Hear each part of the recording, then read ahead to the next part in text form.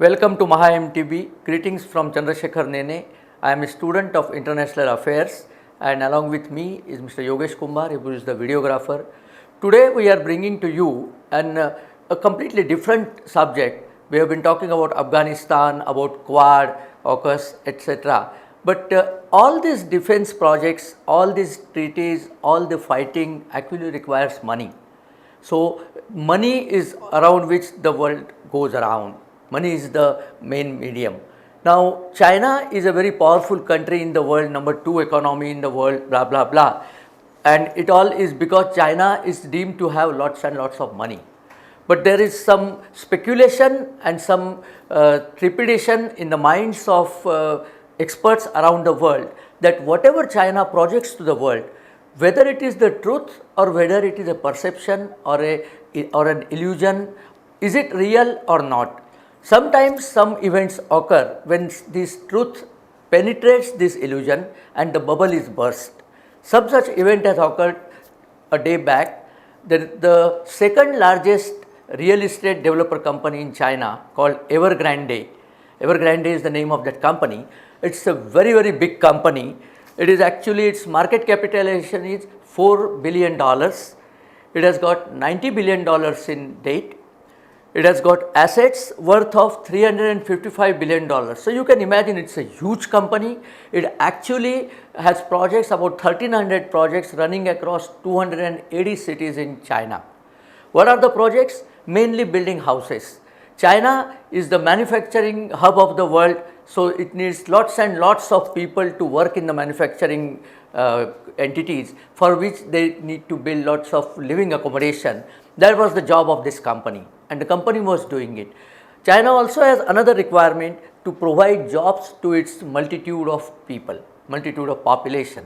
Now, when they provide the jobs, one of the biggest job providers, as we all know, is the real estate developer, real estate companies. So, because of this, China kept on building lots and lots of such houses, and when the COVID hit, it hit the world, it hit the China also. Because it hit the world, all the China's exports trickled down. People were not willing to buy anything because people were kind of closing their doors to economies. Because of that, in China, there are rumors that huge cities are left with lots and lots of apartments. Nobody is coming to live in those. They are known as the ghost cities. Such ghost cities actually start a domino effect on the industry, and the first domino to fall is this Evergrande. Very recently, it appeared that Evergrande was doing quite well, and suddenly 4 days back, something started happening. People in China, the ordinary people in China, also invest in bonds floated by this company. So, when they went in to cash the bond or to get the interest payment on the bonds and all, they were refused by the company. In multiple cities, people actually ghear out the employees of Evergrande, and they said, unless you pay us the money, we won't let you out of this office. This became a news the world over, and sure enough, in 3 more days, it appeared that Evergrande is crushing under the huge pile of debt. The value of the debt, I think it is the world record now, it is $300 billion of debt.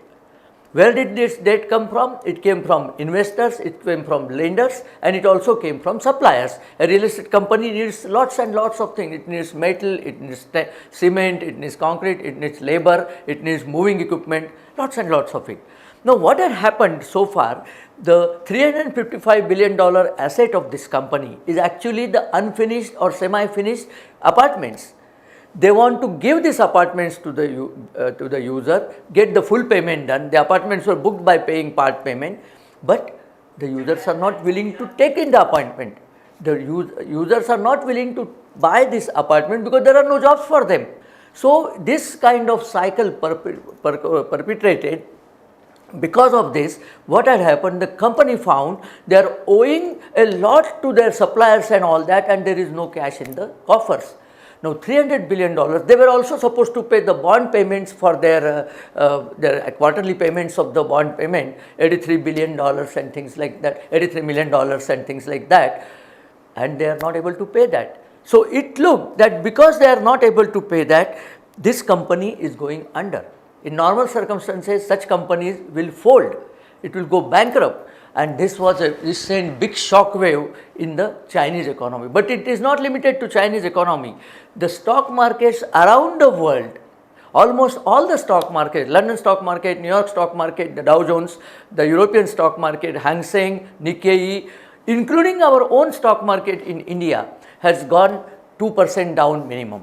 2% is the value by which the entire stock markets fail, thanks to this big blunder which has happened in China.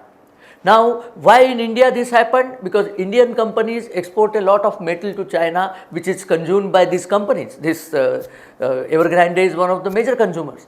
And now it looks like Evergrande is not going to pay back to the sellers here. If they are not going to pay back, all this monetary cycle is ruptured. Because of that, because of the fears of this, the markets are crashing. It happened like this in 2008, if you remember, in USA, when there was a big problem because of overinflated prices of housing accommodation. Same problem, housing accommodation. The housing where the prices were going up, and because of a recession, nobody was taking up those houses. So the companies which had paid, which had loaned money for building these houses, they started folding. One very big company, Lehman Brothers, which was a financial company, it actually crashed. It went out of the market, and the crash of that Lehman Brothers was felt across the economic world of the entire universe. Actually, all the countries faced problems. Uday Kotak, industrialist in India, a financial wizard in India, has said that this particular thing, Evergrande, could be the Lehman Brothers moment for China. What it means is that Chinese economy is going to suffer. Chinese economy is very big. One company going down is not going to create such a big problem for the economy. But the image they had given, that this is a workers' paradise, this is a booming country, lots and lots of money is coming, we are going to make cheaper things, all kind of things, we are going to make ourselves the top economy of the world, all things are coming crashing down. And because of this, every country is now aware that China is not what it seems. China is actually, there is a lot of shosha, but in reality there are a lot of problems underlying this shosha. And those problems are coming out as we talk with this company. They are saying this may not be the only company to fail. There may be a list of companies in line for failure. What is Chinese government doing for that? As of now, Chinese government has not said anything about bailing out this company. The company is asking the lenders, hold on, we will be able to sell you, we will be able to pay you back. From where will they pay back? They have no money to pay. All their money is tied up in unfinished projects. Those projects will not generate any money for them, because unless you complete the apartment, nobody is going to pay you for the apartment. And this is happening to all. They also have money, allied businesses, they have a wealth management business. Look at this. They have a wealth management business. They have told their lenders and their employees, because they have not paid their employees the salaries also. And they are saying that you take wealth management products from us. You take our shares. Their share has also gone down 10% immediately. They are at their lowest in last 10 years or so. And the company, it looks like the company is going to crash. And such a crash is going to affect the entire economic scenario, not only in China, across the world, and this is the bad news for China. Partly it is good news for India, because the world capital, instead of blindly going into China for getting new projects, new industries, new manufacturing done, might turn its direction towards India. Once the world knows that China is not what it seems, it might start turning its directions to India. So India might get more foreign direct capital. China would be actually in the spot as we talk. There are also rumors that Xi Jinping's health is not very well. The last about 2 years he has not ventured out of China, and he is not keeping very well.